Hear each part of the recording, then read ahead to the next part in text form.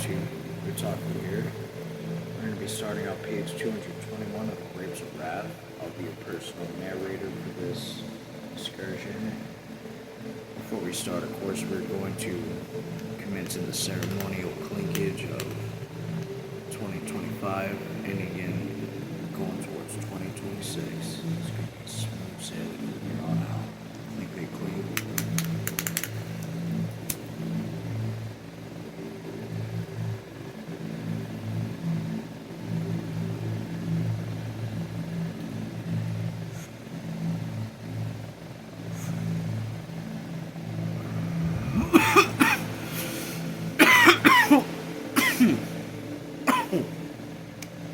It is hot on this side of the world. Woo.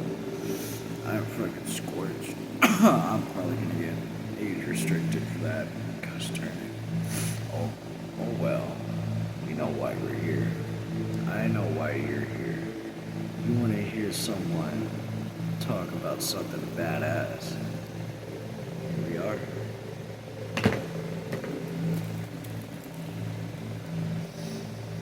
Morning, praise God for victory. Ma looked around. Morning, she said.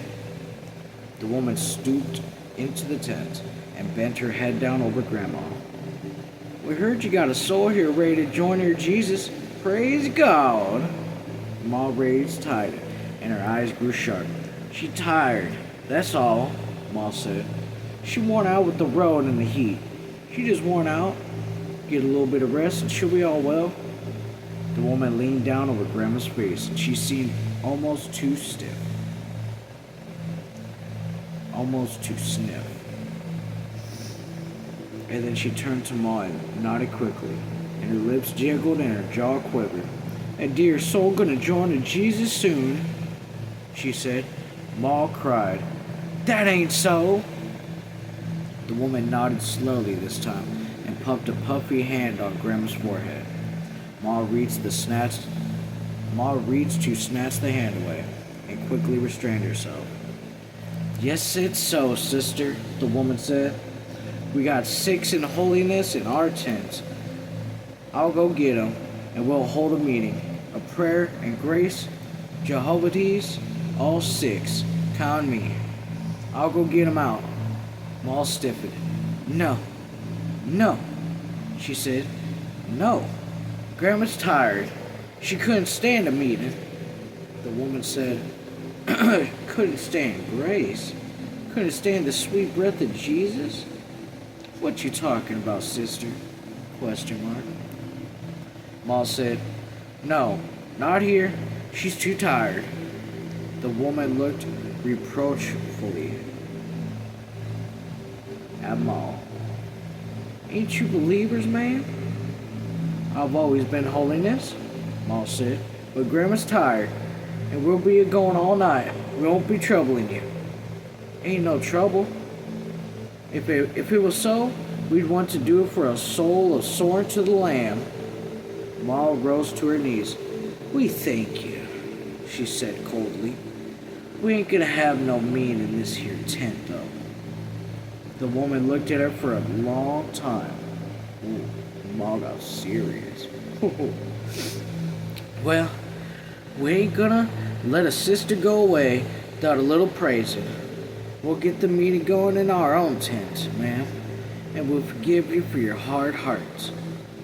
Ma settled back again and turned her face to Grandma and her next page. Face was still set and hard. She tired, Ma said. She's only tired. Grandma swung her head back and forth and muttered under her breath. The woman walked stiffly out of the tent. Ma continued to look down at the old face. Rosa Sharon fanned her cardboard and moved the hot air astream. She said, Ma? Yeah? ? Why didn't you let him hold a meeting for Grandma? I don't know, she said. Jehovah's is good people. They're howlers and jumpers. I don't know. Something just come over me. I didn't think I could stand it. I'd just fly all apart. From some little distance, there came the sound of a beginning meeting, A sing-song chant of exhortation.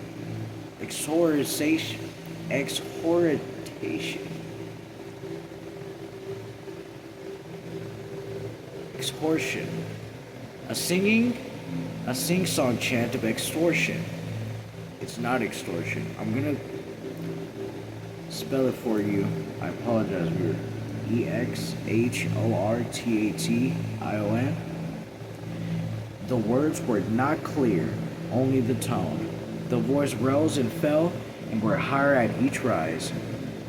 Now a response filled in the pause, and the exhortation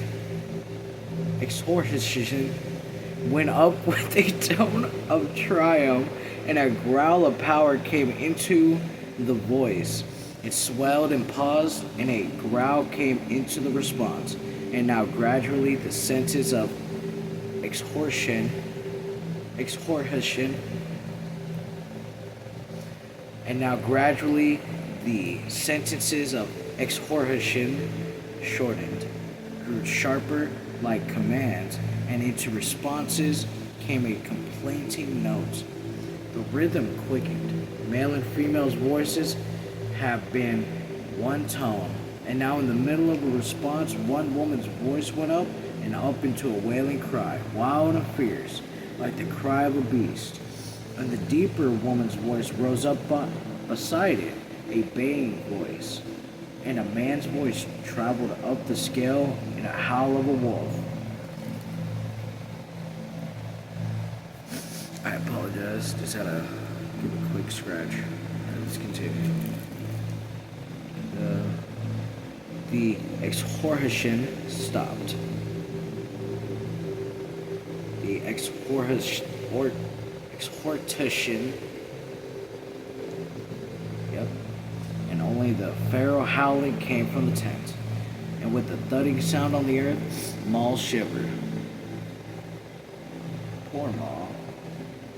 I would put up with all this crap.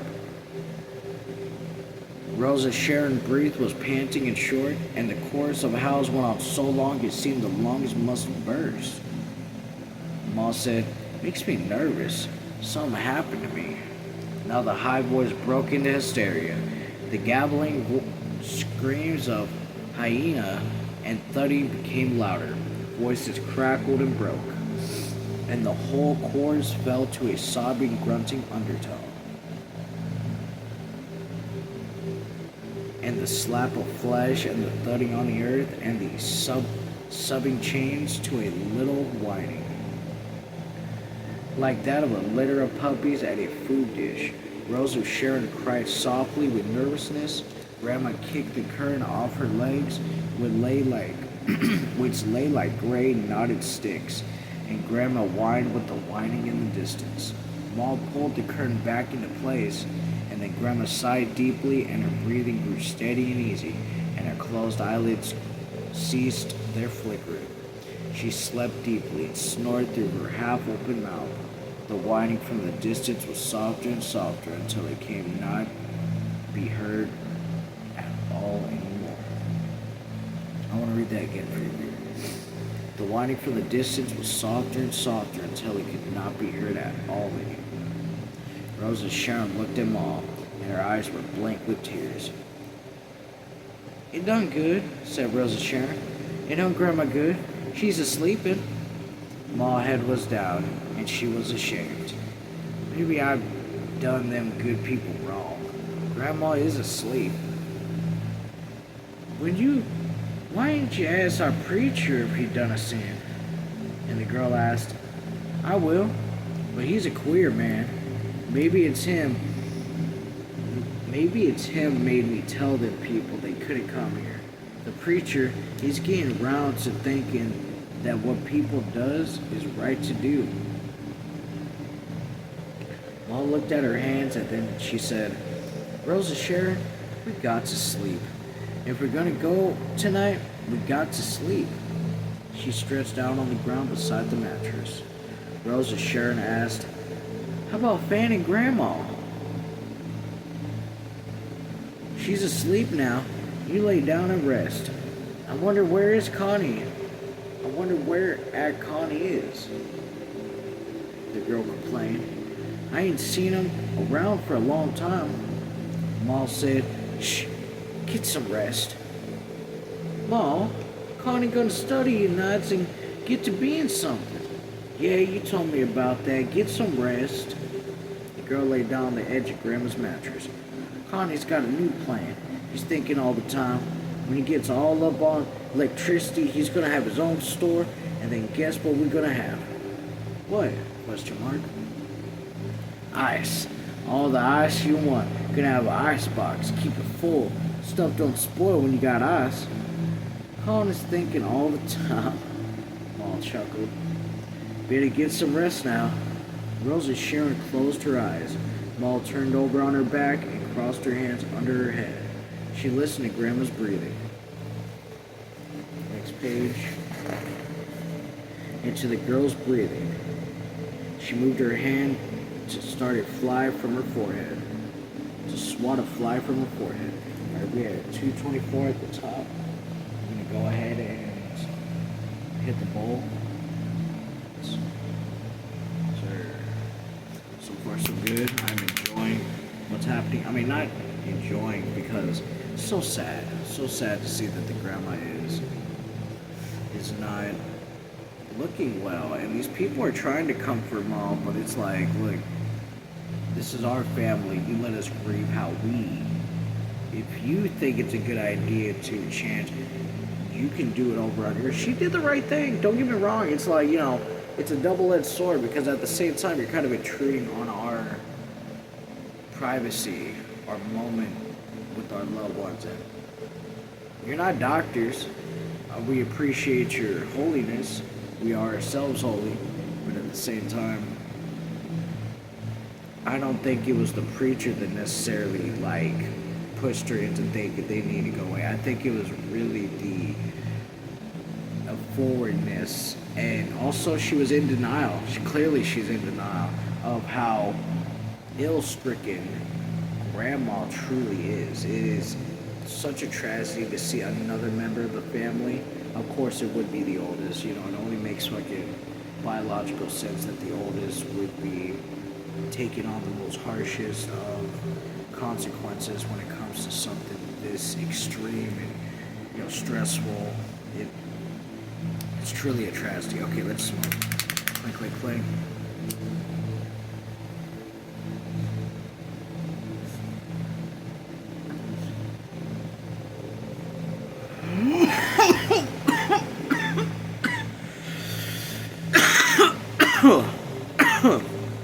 Truly.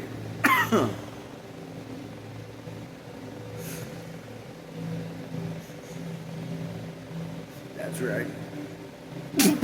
We were back in for a second.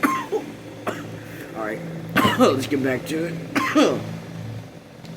Page 224, second sentence to the top. The camp was quiet in the blinding heat, but the noises of the hot grass, of crickets, and the humming of flies were a tone that was close to silence. Ma sighed deeply and then yawned and closed her eyes.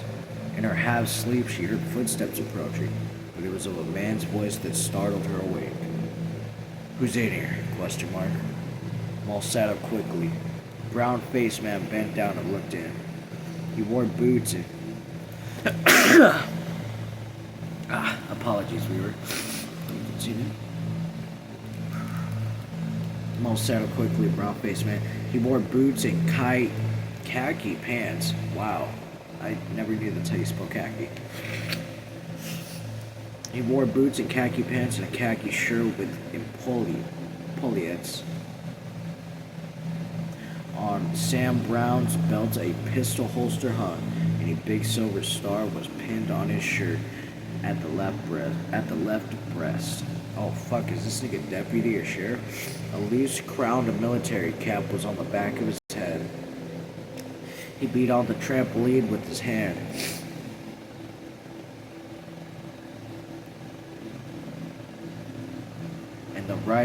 And the tight canvas lived like a drum.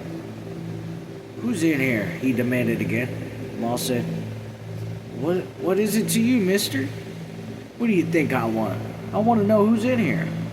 Why, there's just us three in here. Me and my grandma and my girl. Where's your man? Why, they don't went down to clean up.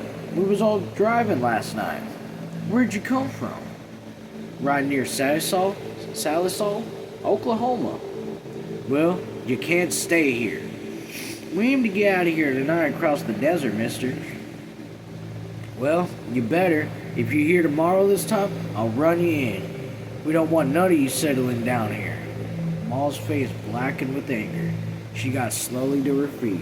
She stooped to the utensil box and picked out an iron skillet. Mister, she said, you got a tin bun and a gun? Where I come from? You keep your voice down. She had advanced on him with the skillet. He loosened the gun in the holster. Go ahead, Maul said. Scared woman? I'm thankful the men folk ain't here. They'll tear at you to pieces. In my country, you watch your tongue. The man took 2 steps back. Well, you ain't in your country now. You in California. And we don't want your goddamn Okie settling down here. Maul advanced, stopped. She looked puzzled. Okies? She said softly. Okies? Yeah, Okies.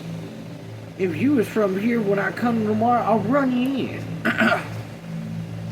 He turned and walked to the next tent and banged on the canvas with his hands. Who's in here? He repeated. Maul went slowly back under her trampoline.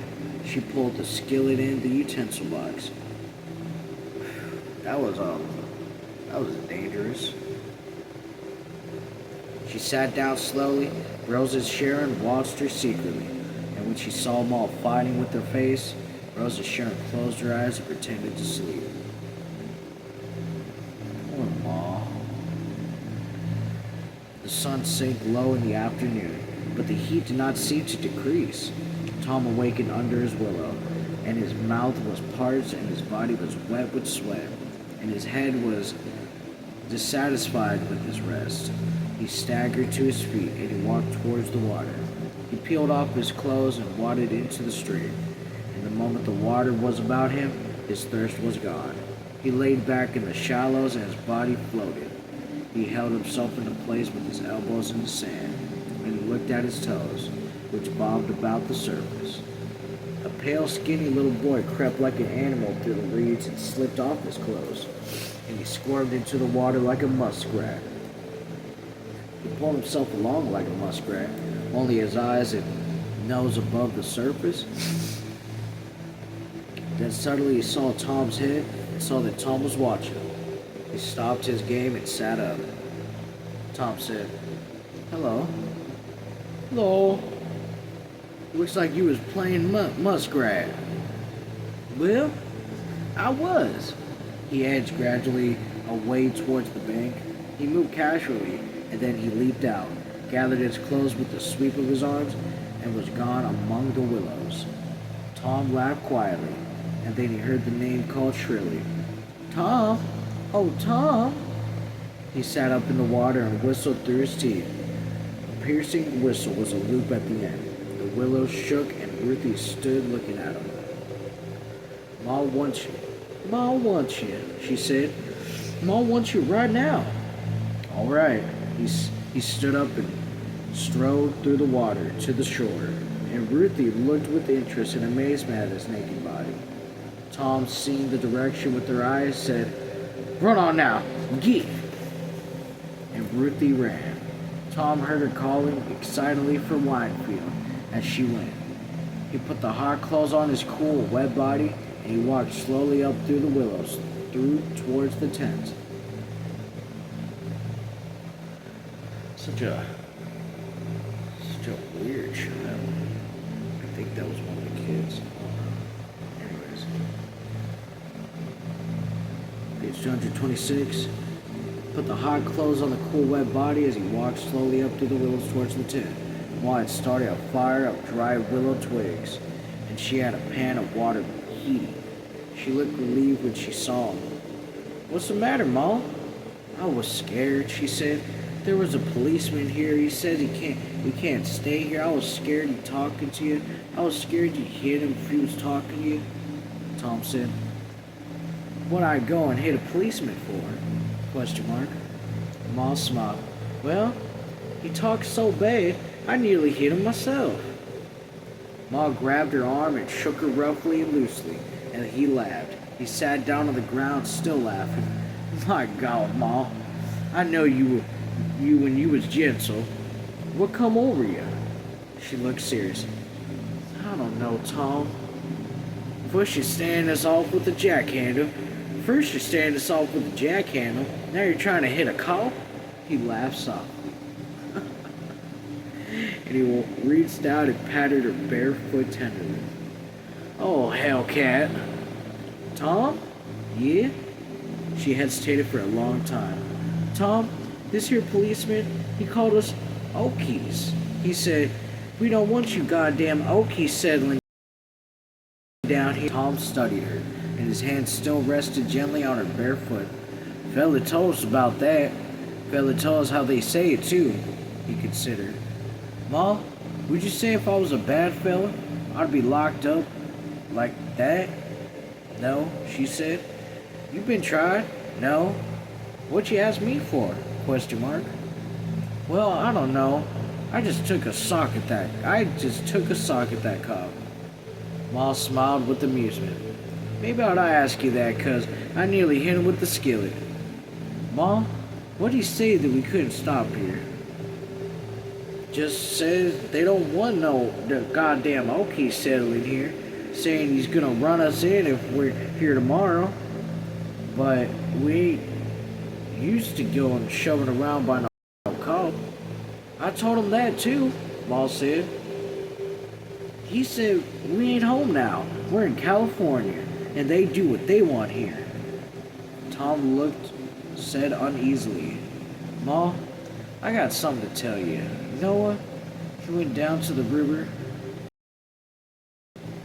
Oh, he took him over from out on